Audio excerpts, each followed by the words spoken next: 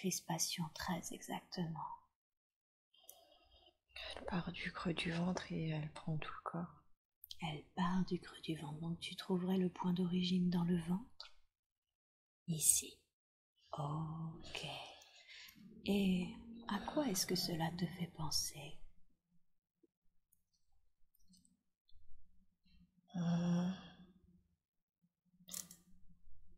C'est une sensation que je ressens parfois quand je parle de quelque chose qui me tient à cœur. Je considère important. D'accord. Comme si, là, il y avait quelque chose d'important qui voulait émerger, qui voulait être dit. Peut-être. Ok. Est-ce que tu serais d'accord pour que l'on aille parler à ce qui provoque cette sensation? Oui. Très bien. Alors je vais compter jusqu'à 3. Et à 3, tu vas pouvoir me dire la première chose qui te vient à l'esprit. D'accord? 1, 2, 3. Salut. Comment tu t'appelles?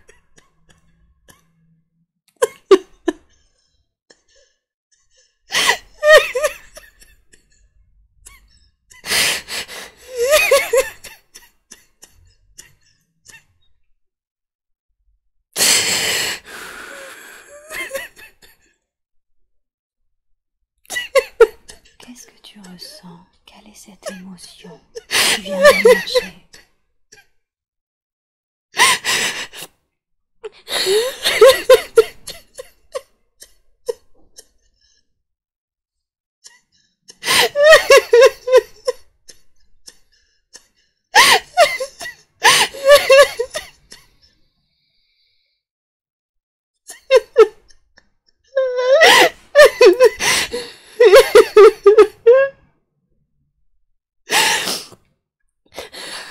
Tu définirais ce que tu ressens? Ça me fait mal. Ça te fait mal, tu veux dire physiquement? Non. Émotionnellement? Oui. Ok. Ça te fait mal à quel point? À ce point-là. Ok. Je prends la mesure de ta souffrance. Et c'est quoi ce sentiment? Est-ce que c'est de la tristesse? Est-ce que c'est autre chose? C'est de l'angoisse. C'est de l'angoisse. Bien. Très bien. Porte toute ton attention sur cette angoisse. Qu'est-ce qui la provoque? J'ai la période de l'école qui me vient en tête. La période de l'école. Ok. Et tu as quel âge à ce moment-là? Je suis en primaire. Tu es en primaire. Est-ce que c'est toute la primaire ou est-ce que tu as un événement peut-être précis? C'est toute. C'est toute la primaire, hein? Ok. Tu la vois, celle que tu es en primaire? Oui. Oui. Dis-lui merci, merci d'accepter de nous rencontrer. Et demande-lui, qu'est-ce que tu ressens?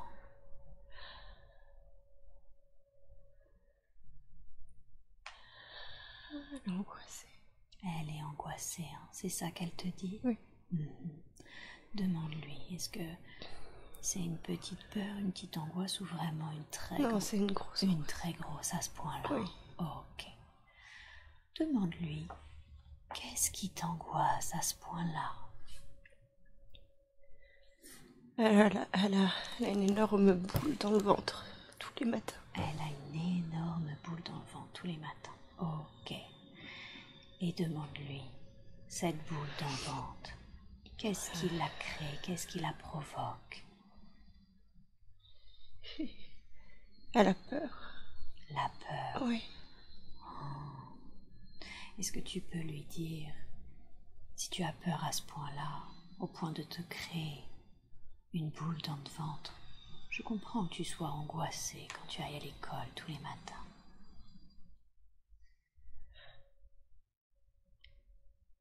et demande-lui, cette peur, d'où vient-elle? C'est les autres. Les autres. Mhm. Les autres camarades, la maîtresse ou le maître, qui sont les autres? Questionne-la, tout le monde. Les camarades, la maîtresse. Ok. Demande-lui qu'est-ce qui est angoissant vis-à-vis des autres.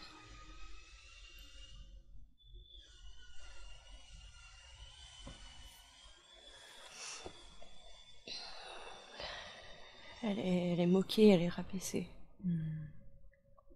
Moqué, rabaissé. Ok. Alors, dis-lui, je prends la mesure de ta situation, de ton angoisse, si à chaque fois que tu vas à l'école, tu es moqué et rabaissé. Et demande à cet être que tu es en primaire, qu'est-ce que tu aurais voulu leur dire ou qu'est-ce que tu aurais voulu que quelqu'un entende à ce moment-là, que tu n'as peut-être jamais pu, jamais osé dire.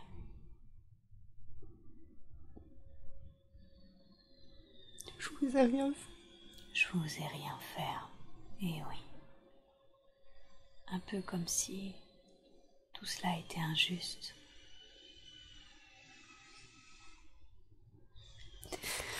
Dis à l'être que tu es enfant en primaire. Dis-lui, je comprends que tu ressens tant d'injustice si tu ne fais rien et qu'on se moque de toi.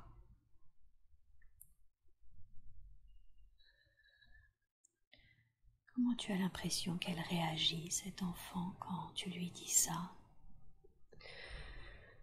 Ça lui fait du bien et en même temps, ça change rien. Eh oui, dis-lui, tu as tout à fait raison. Ça ne changera jamais rien à ce qui s'est passé. Et en même temps, parfois, ça fait du bien de pouvoir l'entendre, de pouvoir reconnaître que oui, c'était injuste. Et ce que je te propose, c'est que toi, Déborah, adulte, et l'être que tu es enfant en primaire, vous formiez une équipe. Vous formiez une équipe car on est toujours plus fort en équipe et que vous vous tourniez vers ces autres qui rabaissent, ces autres qui se moquent. Et nous allons leur parler comme à un seul être. Est-ce que vous les voyez, ces autres? Oui. Bien, très très bien. Demandez-leur, qu'est-ce qui fait que vous me rabaissez, vous vous moquez de moi?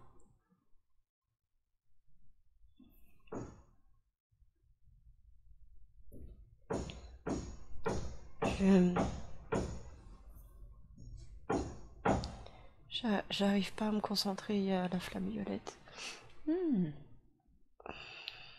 La flamme violette qui est là? D'accord. Demande à la flamme violette, qui es-tu? J'ai une sensation bizarre dans le corps, là, ça me... Ça fait un vertige, j'ai l'impression que le matelas il est en train de tourner partout. Ok, cette sensation de vortex que tu ressens, ils sont en train d'élever tes vibrations. Oh punaise. Oui, je sais. Les vortex sont des montées vibratoires. Oh punaise. Et ils te font monter. Et je leur demande de te faire monter vibratoirement dans la grâce et la douceur. Tu es en parfaite sécurité, allongé sur le matelas qui est au sol, en parfaite sécurité, et je leur demande de te faire monter vibratoirement dans la douceur et la grâce. Voilà. Wow. Ah, ça s'atténue pas. Ça s'atténue pas? Ok. C'est moins agressif, mais Je sens toujours que ça tangue. Ouais. Et j'ai plus l'impression de me noyer. De te noyer. Ouais, ça va, ça fait blanc, très blanc. Très bien. Ouais. Parfait, ils sont en train de te monter sur les plans supérieurs. D'accord, ok. La flamme violette est toujours là? Non. Ok. Ah, c'est juste blanc. Bien. Alors de là où tu es, dans cet espace blanc, capte l'ambiance de cet espace. Qu'est-ce que tu ressens dans ce lieu? Apaisé? Ouais. Bien, très bien. Tu as raison d'être apaisé dans ce lieu car ce sont les plans supérieurs et ils t'y ont fait monter.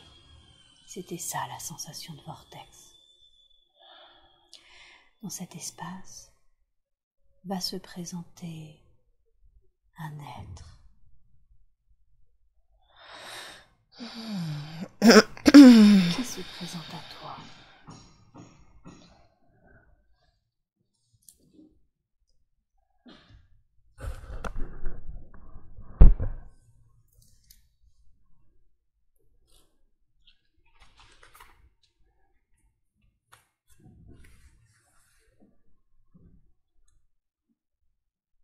Ça peut être parfois juste une énergie, une lumière, la flamme violette. Ça peut même être invisible et tu peux simplement ressentir des présences, une ou des présences.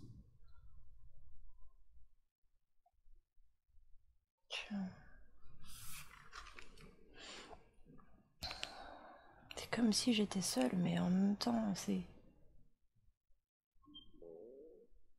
En même temps... En même temps.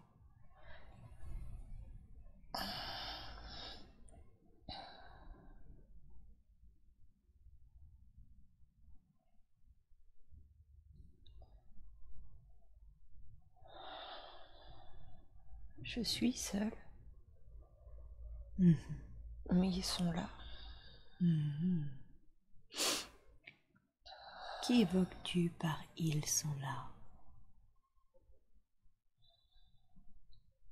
Mes guides, mes anges. Tes guides et tes anges. Mmh. Tu veux dire que c'est comme si tu sentais leur présence ?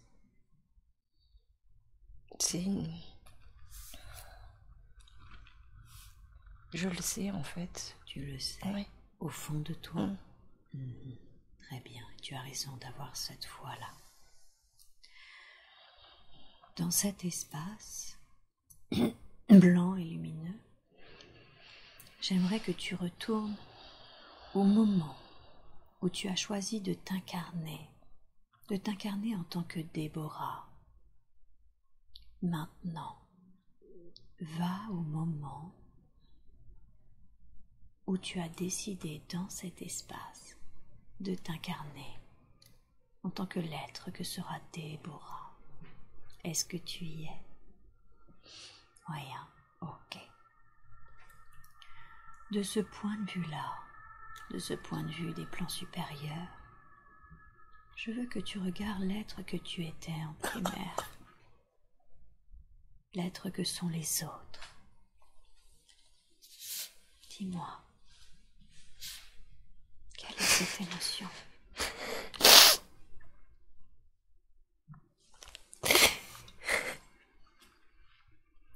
J'ai été comme ça. Tu as été comme ça, tu veux dire? Tu as été ces autres? Ok. Est-ce que tu veux dire que il était du coup normal, naturel que tu expérimentes maintenant de l'autre côté de la barrière? Ça m'a tellement fait mal quand j'ai pris conscience d'avoir été comme ça que je me suis dit je me suis pas mise à la place des autres, de ceux à qui j'ai fait du mal comme ça, et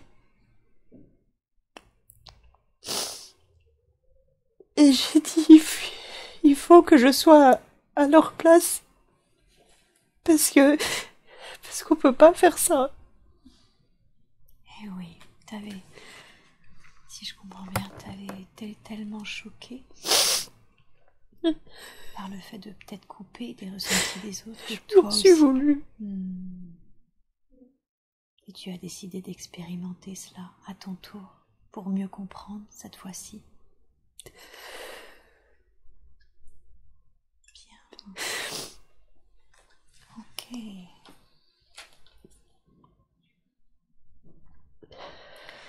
Donc tu veux dire qu'il était convenu que Déborah vive cette expérience? Elle devait le faire.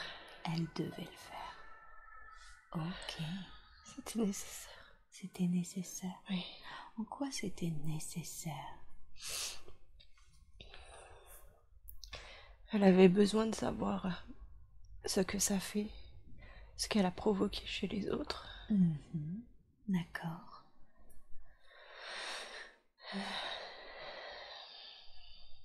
Qu'est-ce que ça permettait de le savoir ensuite, de l'expérimenter? Maintenant, elle sait. Elle a vu les deux côtés.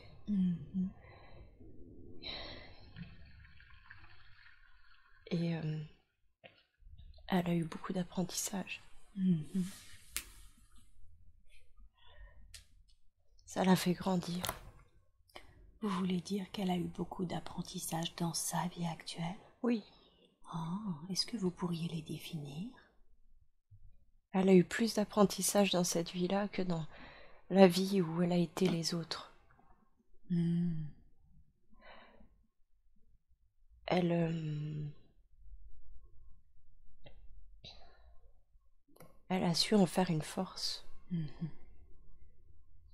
voulez dire que elle a su transmuter ses ressentis, ses sentiments, où elle se sentait moquée, c'est ça? Où elle souffrait de cela? Oui. Qu'est-ce qui fait qu'elle a finalement eu plus d'apprentissage, qu'elle en a tiré une force par rapport à l'autre vie? On tire une force de la souffrance. On apprend avec la souffrance. Donc c'est parce qu'elle a souffert qu'elle a appris Oui. finalement. L'être humain est-il obligé d'apprendre à travers la souffrance? Il ne sait pas faire autrement. Il ne sait pas faire autrement. Quelle en est la raison? Qu'est-ce qui fait qu'il ne sait pas tirer ses leçons autrement? C'est dans la nature humaine. C'est dans la nature humaine. Ok. Donc elle a transmuté ses souffrances, elle en a tiré une force, c'est ça? Oui. Y a-t-il eu d'autres apprentissages? Sa mère. Sa mère? Quels sont les apprentissages qu'elle a eus avec ça, avec l'être qu'est sa mère? On ne peut pas...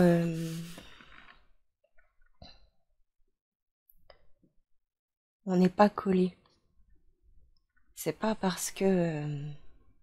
C'est pas parce qu'un lien nous lie, surtout quand on est parent, que... il faut savoir se détacher de ça pour pouvoir avancer soi-même et faire son propre chemin.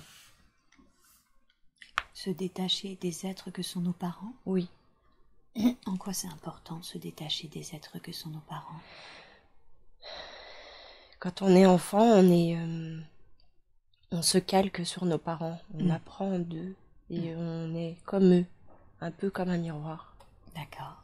Et quand on grandit, on a besoin de s'émanciper et de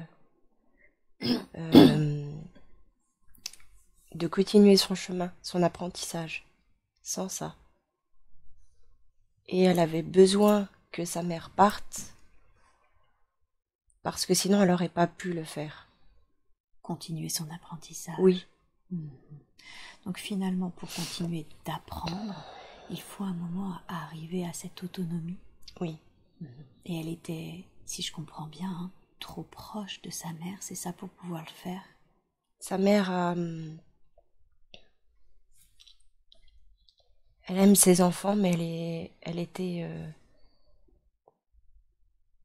pas étouffante, mais surprotectrice. Et vraiment, elle les empêchait d'expérimenter, d'avancer. Et oui. D'accord. Donc sa présence, finalement, la couvait trop, mais tellement, d'une certaine façon, qu'elle n'expérimentait plus. Elle ne sortait plus de sa zone de confort, si je comprends bien. Oui. Ok. Donc vous voulez dire, si je comprends bien, que le départ de l'être qu'est sa mère était voulu, était sciemment choisi pour qu'elle puisse continuer son apprentissage? Il n'était pas prévu. D'accord. Mais ça a été nécessaire. Ah, ok. Qu'est-ce qui fait que ce n'a pas été planifié? Comment ça s'est organisé ainsi?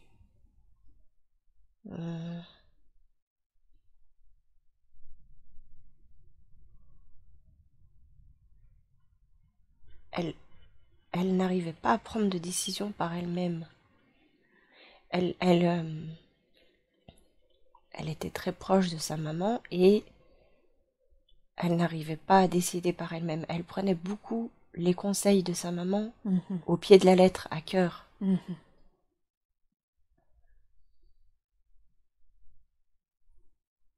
C'est en ça que c'était nécessaire. Oui. Il fallait vraiment la forcer d'une certaine façon à prendre des décisions en toute autonomie sans tenir compte exclusivement du regard de sa mère. Elle avait besoin d'avoir cette posture de tenir tête. Cette posture de dire « Oui, ça te plaît pas, c'est mes décisions, c'est moi. Je suis comme ça. » Ce qu'elle n'avait pas avant, si je comprends bien. Ok. Et cette autonomie, est-ce qu'elle est acquise maintenant? Oui. Oui. Ok.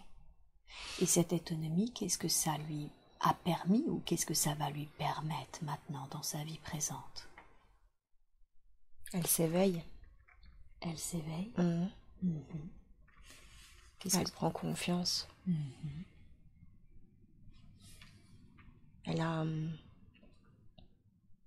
Maintenant, elle a la foi, elle nous a écoutés. Et elle a la foi. La foi en vous? Oui. En tout. En tout. C'est ça que vous appelez l'éveil? C'est ça ce que vous dites quand vous dites « elle s'éveille » ? Oui. Et elle prend confiance? Elle n'avait pas confiance auparavant? Non, elle doutait beaucoup. Beaucoup trop. Beaucoup et beaucoup trop. D'où ça venait ce manque de confiance en elle? Ou peut-être en vous d'ailleurs, je ne sais pas. Le manque de confiance en elle, c'est toute son enfance, associée au fait qu'elle était surprotégée. Parce qu'elle n'arrivait pas à s'affirmer. Et quand elle a pu enfin s'affirmer, dire stop, c'est là qu'elle a commencé à se reconnecter. D'où la nécessité de cette autonomie. Oui. De s'affirmer, et en osant s'affirmer, finalement, de reprendre son plein pouvoir et cette connexion, cette foi que vous évoquez, si je comprends bien. Oui. Ok. Tout à l'heure, vous avez dit que le fait qu'elle surmonte finalement cette souffrance d'enfance, elle en avait tiré une grande force. Est-ce que vous pouvez définir cette force?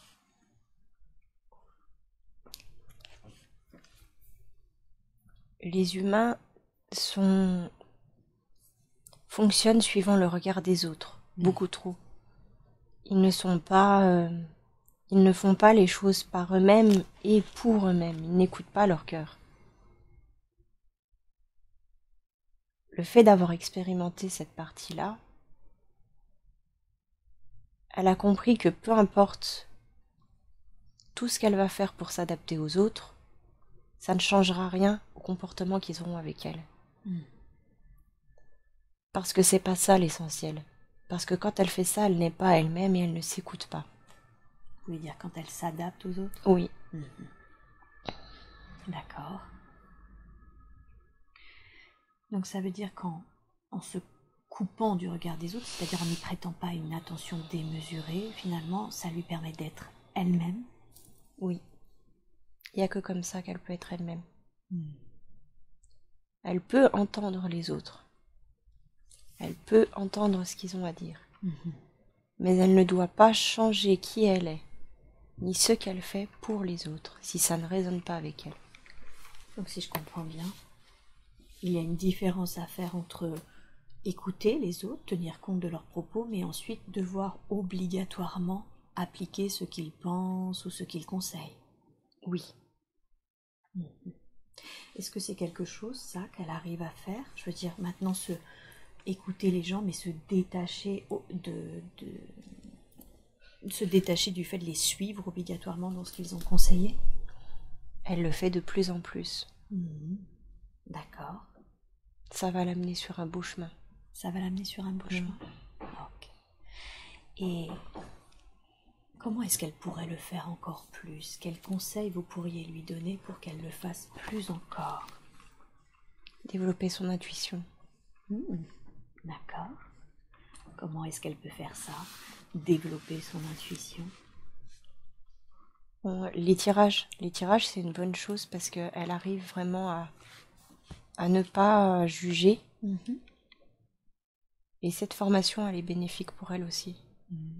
D'accord. Donc les tirages lui permettent de ne pas juger son intuition, c'est Oui. ça? Et en quoi la formation qu'elle vient de suivre en hypnose transpersonnelle est bénéfique pour elle?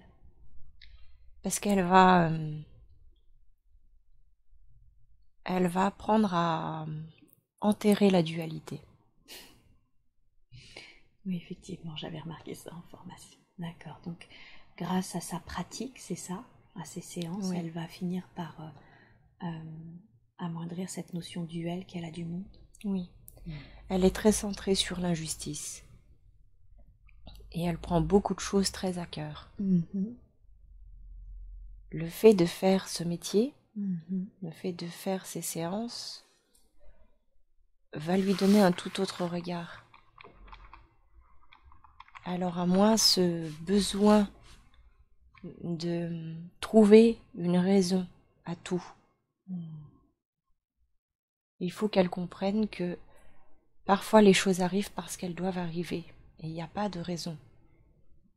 Et oui.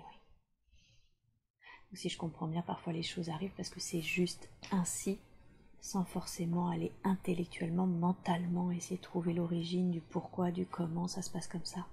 C'est ça. Et d'où ça vient, cette attention qu'elle porte à l'injustice? C'est lié à une vie antérieure. Ah, qu'est-ce qui s'y passait dans cette autre vie?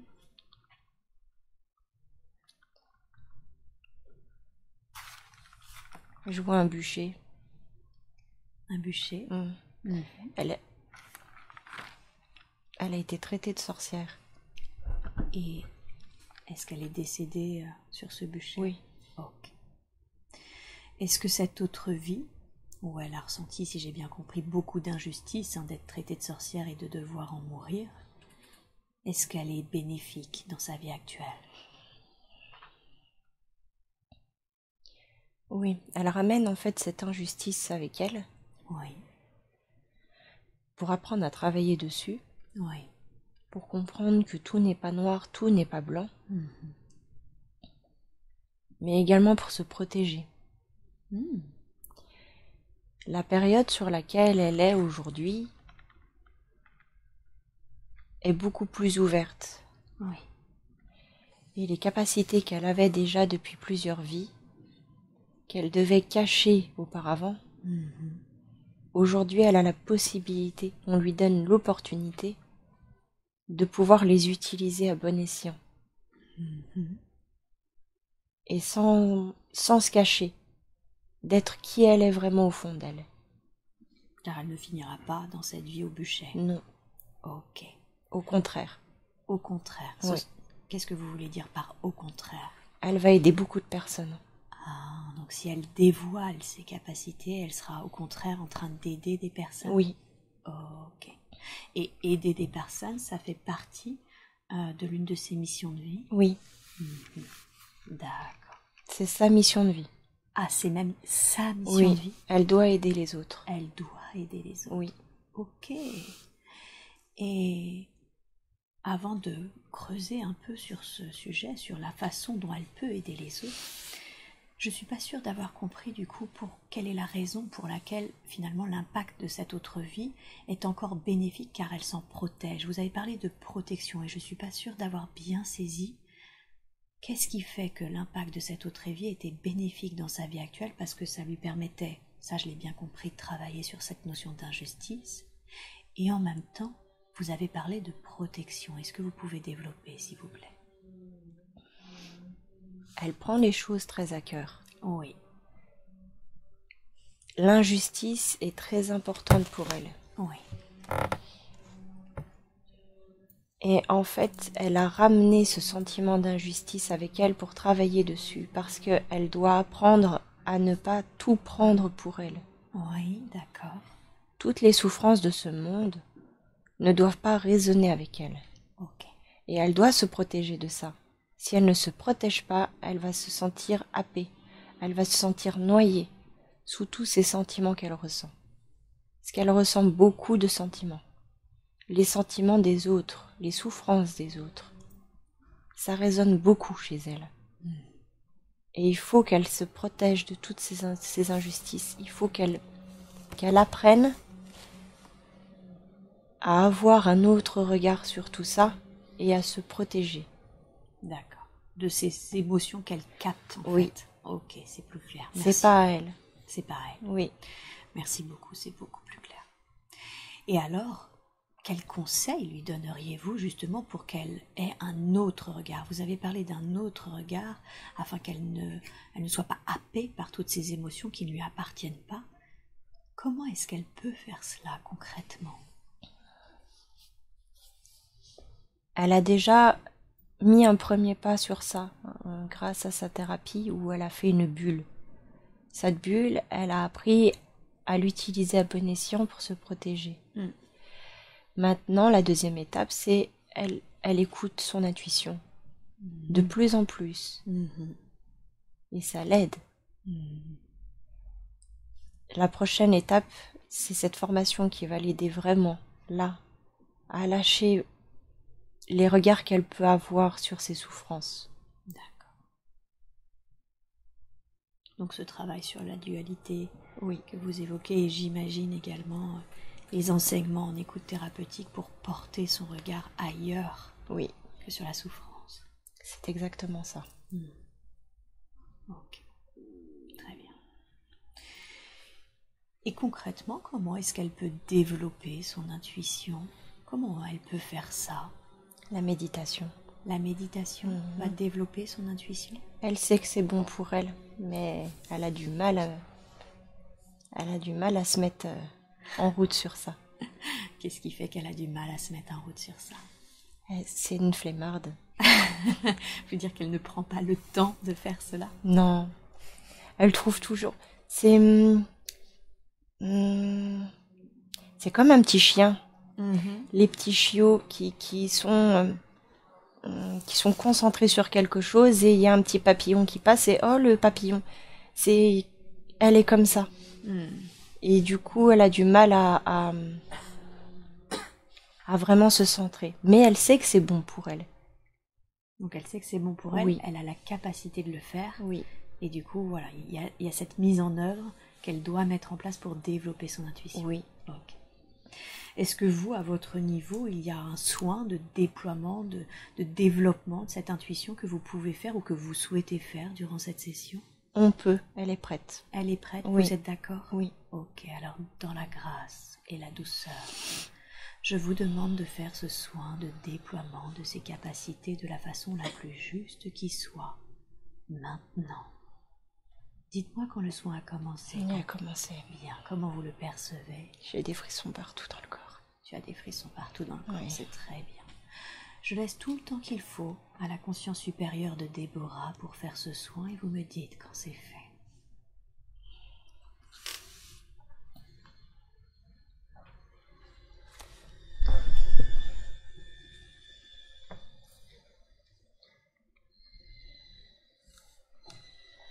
C'est bon. Bien, merci beaucoup, merci pour elle. Tout à l'heure, vous avez dit, aider, c'est sa mission de vie, aider les autres êtres humains. Oui. Ok. Et comment est-ce qu'elle peut faire cela? Comment est-ce qu'elle doit aider? Elle a des capacités d'écoute. Oui. Elle est très attentive à ce qu'on lui dit. Mhm. Et elle a de bons conseils. D'accord. Donc elle doit être en écoute active, c'est ça, sur ce que lui communiquent les autres êtres, Oui, et donner des conseils? oui. Ok. Les gens l'écoutent naturellement. Parce que c'est l'une de ses capacités ou Oui. est-ce qu'il y a autre chose? C'est une de ses capacités. C'est l'une de ses capacités. Comment vous définiriez ces capacités? Elle, elle, elle rayonne une énergie qui apporte de la confiance aux autres. Mhm.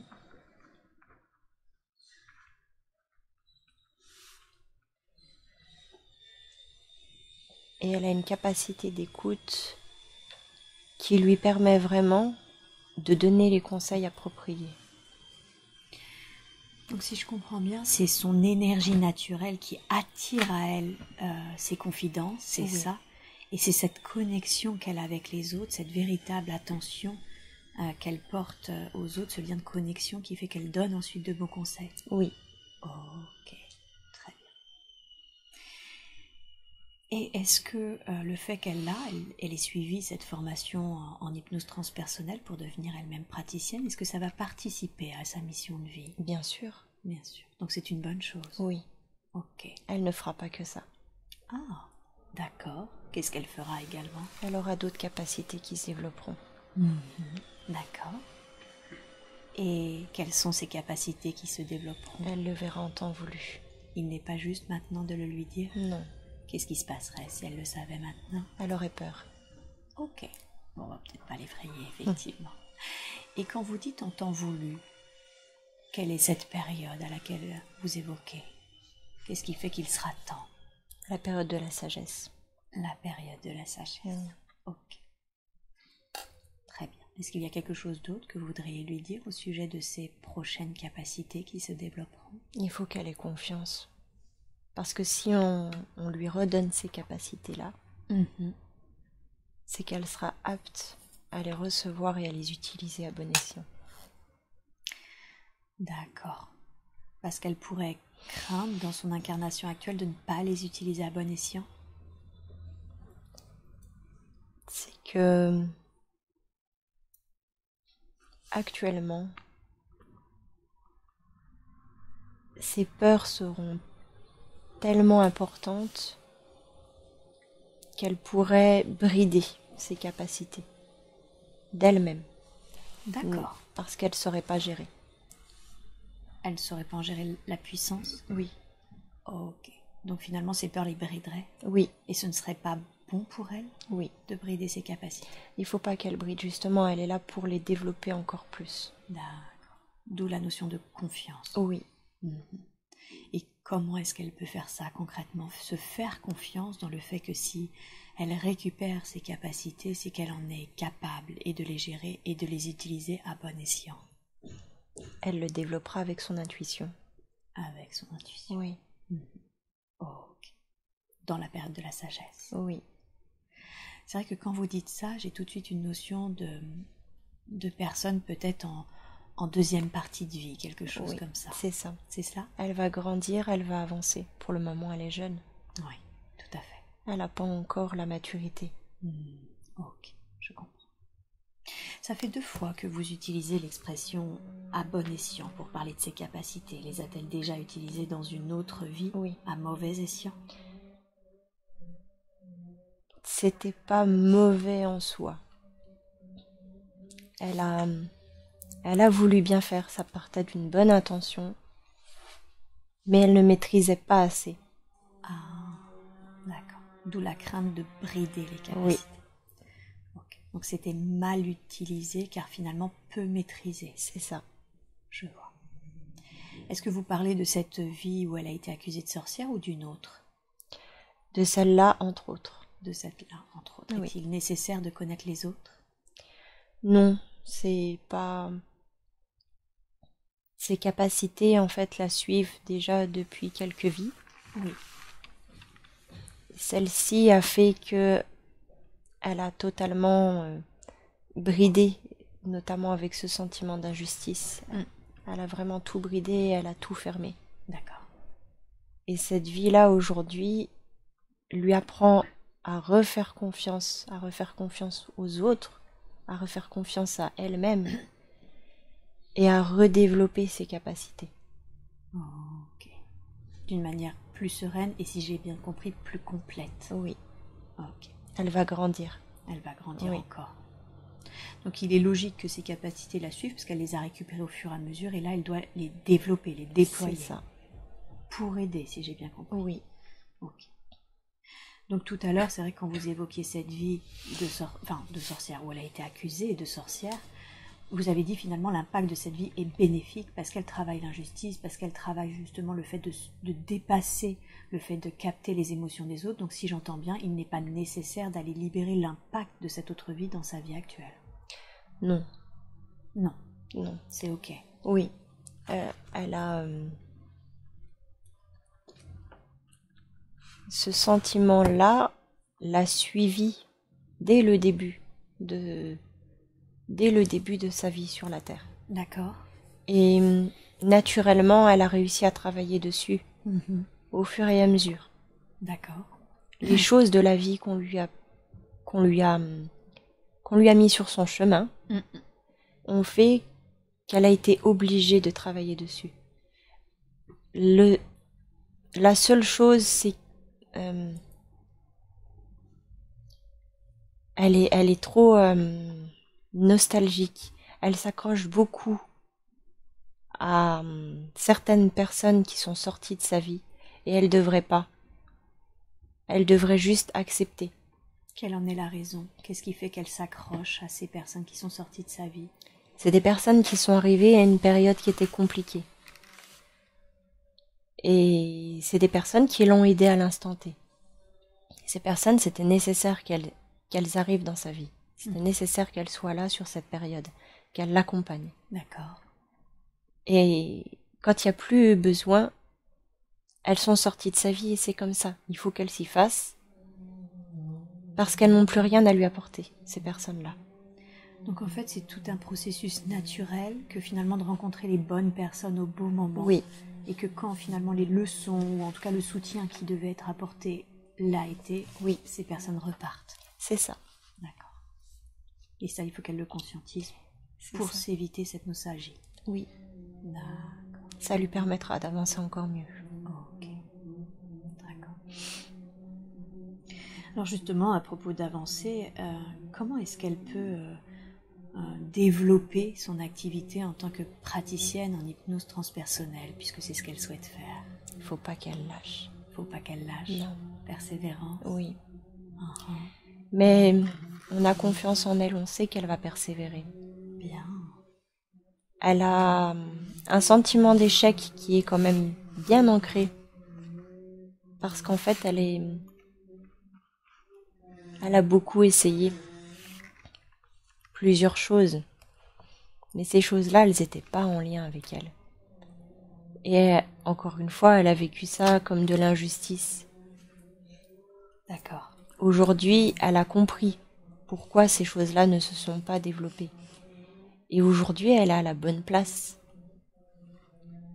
Donc les choses se feront naturellement. Les choses vont glisser toutes seules. Il faut juste qu'elle soit confiante et qu'elle persévère. D'accord. Donc si je comprends bien, c'est parce qu'elle a essayé beaucoup d'autres formations, approches, etc., qui n'ont pas finalement eu de suivi parce que ce n'était pas en lien avec elle, oui, c'est ça? C'est ça. Mais elle en a tiré un sentiment d'échec, de renforcer son sentiment qu'elle n'était pas à sa place. Oui. Alors que maintenant, c'est l'inverse, elle se sent avec cette approche à sa place. C'est ça. Et du coup, ça va couler. Elle a eu beaucoup peur. Elle a eu peur d'échouer une nouvelle fois. Avec cette formation? Oui.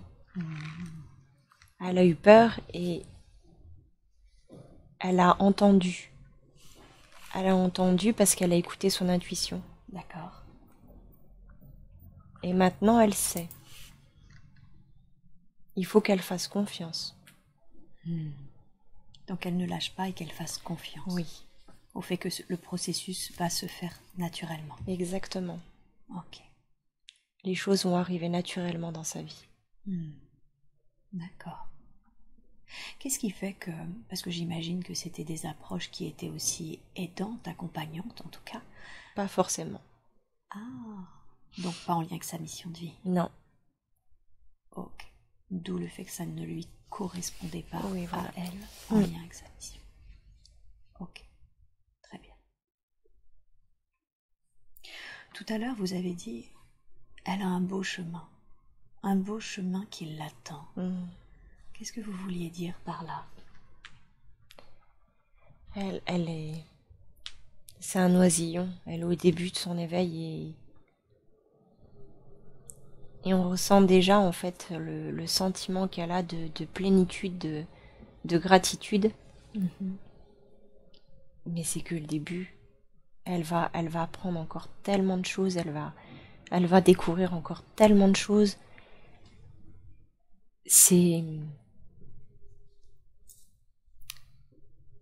Elle est vraiment sur le bon chemin pour elle.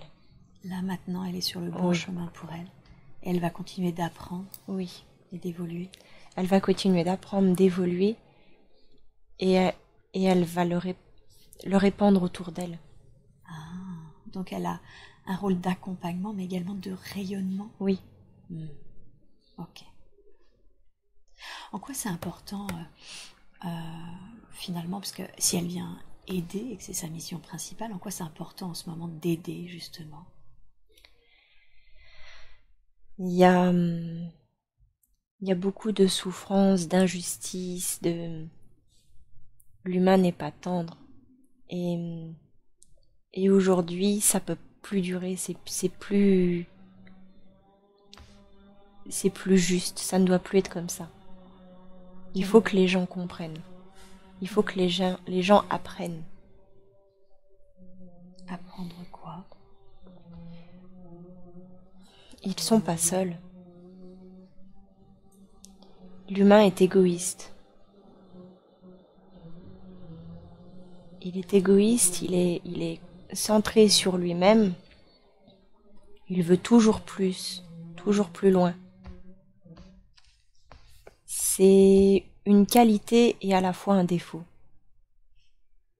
Une qualité, vous m'arrêtez si j'ai tort, hein. J'imagine, parce que du coup c'est ce qui le fait avancer, c'est ce qui le fait évoluer. Un défaut parce qu'il n'est jamais satisfait. Oui. Il ne prend pas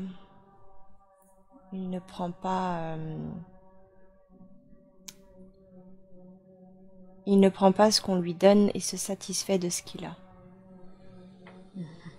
Et ça peut courir à la perte. Parce que trop. Oui. Trop de toujours plus. Et il ne focalise pas sur l'essentiel.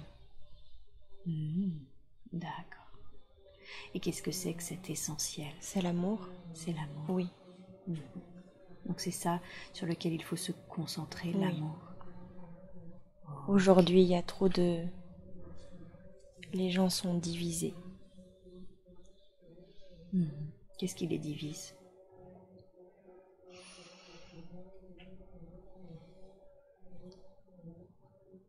Ils se comparent trop. Ah. Oui. Ouais. Ils cherchent chez les autres ce qu'ils n'ont pas. Et ça réveille de l'injustice, de l'incompréhension chez eux. Et ils nourrissent ce sentiment. D'injustice? Oui. Donc en fait, ils ont l'impression qu'ils devraient avoir plus, ou si ce n'est au moins autant que les autres. Et ça réveille ce sentiment d'injustice, et c'est la raison pour laquelle vous disiez il faut que ça s'arrête. Oui. Quelle est la raison pour laquelle, parce que finalement des différences il y en a, quelle est la raison pour laquelle tous ces êtres humains expérimentent des choses différentes, sur lesquelles ils ne peuvent pas se comparer? Tout le monde n'est pas au même niveau. Donc c'est un niveau de conscience qui génère certaines différences. Oui. N'ont pas appris assez. Et comme on l'a vu en début de séance, on apprend de la souffrance. Oui. D'accord. D'accord, donc finalement, les épreuves restent des apprentissages et quand on en vit, ça nous permet d'évoluer et c'est ce qui fait qu'on peut avoir la sensation que l'herbe est plus verte chez le voisin, mais peut-être qu'il a plus conscience de certaines choses. Toujours, oui. Toujours. Je vois. Ok. Et comment l'être humain, et peut-être Déborah plus particulièrement, comment est-ce qu'on peut faire ça? C'est-à-dire arrêter de se comparer, parce que je vois bien qu'il y a une différence entre tenir compte du regard des autres et on n'ose pas, et vraiment se comparer aux autres. Comment on peut faire ça? Arrêter de se comparer, se satisfaire finalement de ce que l'on vit, des expériences que l'on vit quand on a conscience qu'elles nous font apprendre.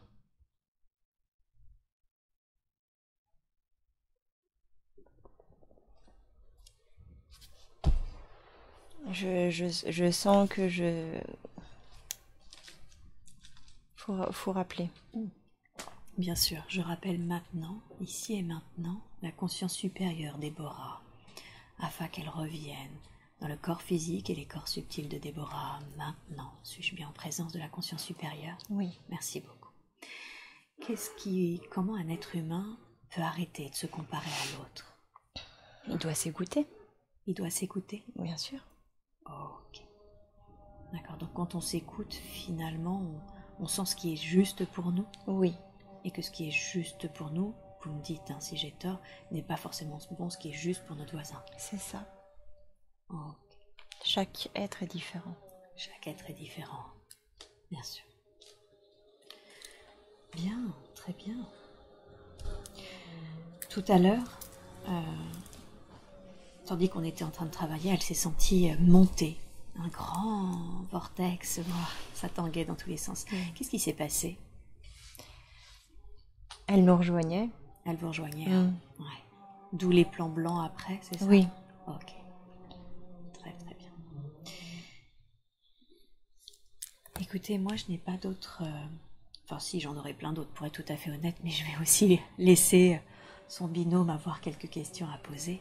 Donc je vais m'arrêter là. Est-ce que vous auriez un message aux praticiens qui suivent actuellement cette séance et qui suivent avec elle cette formation? Ayez confiance en vous.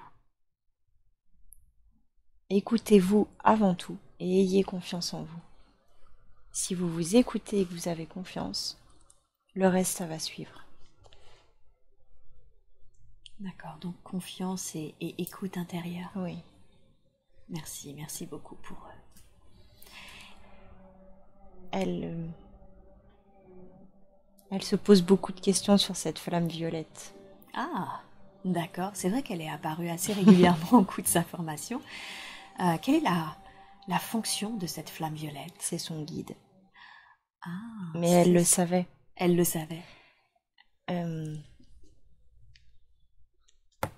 Il a commencé à apparaître quand elle faisait des méditations. Et elle le savait parce que la première chose qui lui est venue, c'est le guide. C'est le guide. Et elle a écouté son intuition. D'accord. Elle l'a remis en cause après. Mais elle le savait. D'accord. Donc et c'est important de lui confirmer. Qu'est-ce que ça va permettre, le fait qu'elle ait cette confirmation? Elle pourra communiquer avec lui. Ok, et comment est-ce qu'elle va pouvoir faire ça? Via la méditation. Via la méditation. Donc se poser en méditation, c'est ça, et l'invoquer pour qu'il apparaisse. C'est ça. Ok. J'ai toujours cru que la flamme violette, et c'est vrai qu'on me l'avait vraiment indiqué ainsi, que c'était une flamme purificatrice. Est-ce que ce sont deux choses différentes?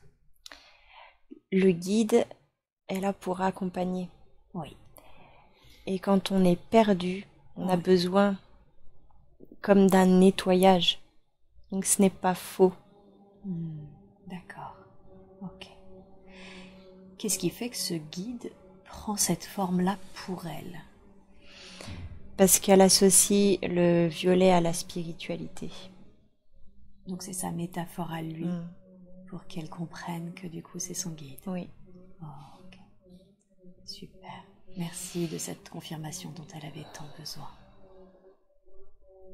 Et en méditation, on a bien compris qu'elle pouvait communiquer avec lui en méditation. Oui. Très bien. Est-ce que vous, conscience supérieure de Déborah, vous avez un dernier conseil, un dernier message à lui laisser avant que je ne la ramène à son état d'éveil normal? Il faut qu'elle ait confiance et c'est une belle personne. Confiance, et il faut qu'elle soit assurée qu'elle est une belle personne. Oui. Vous voulez dire qu'elle en doute? Parfois oui. D'accord. Qu'est-ce qui fait qu'elle doute de cela? Elle se remet trop en question. D'accord. Elle a toujours cette crainte de mal faire ou de mal dire. D'accord. Donc vous voulez lui assurer qu'elle fait bien les choses, puisqu'en plus, si j'ai bien compris, dans sa mission, elle a vraiment une mission d'aide et de conseil. Oui. Très bien. Merci beaucoup. Merci pour tous ces messages, ces conseils et ce soin.